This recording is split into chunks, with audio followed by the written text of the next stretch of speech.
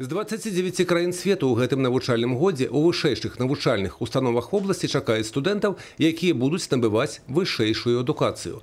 У мінулым годзе такіх краін было толькі 9. Гэта сведчыць толькі аб тым, што якасць адукацыі ў ВНУ в обласці карыстаецца заслужанай папулярнасцю. Пры гэтым для гасцей ствараюцца ўсе ўмовы для камфортнага пражывання і вучобы.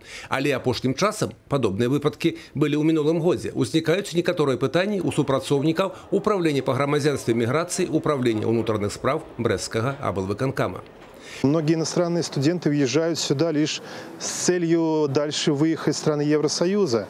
И у нас таких примеров немало. Особенно, это был 2016 год, урожайным, скажем, в кавычках на это, и начало 2017 года, когда граждане и Пакистана, и Бангладеш приезжали сюда, пользуясь теми приглашениями, которые выдают учебные заведения, но дальше ехали в страны Евросоюза.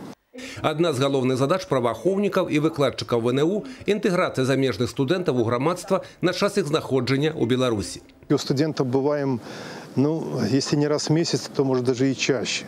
Почему? Во-первых, понятно, что каждый своей культурой, своеобразное отношение к женскому полу у многих народностей, вы понимаете.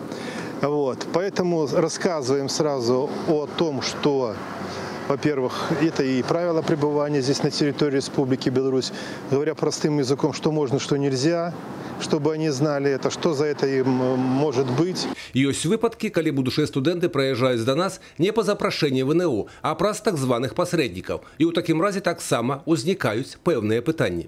Многие иностранцы были задержаны и на территории и Российской Федерации, и Украины, и многие задержаны здесь у нас в приграничье при попытке пересечения незаконно государственной границы.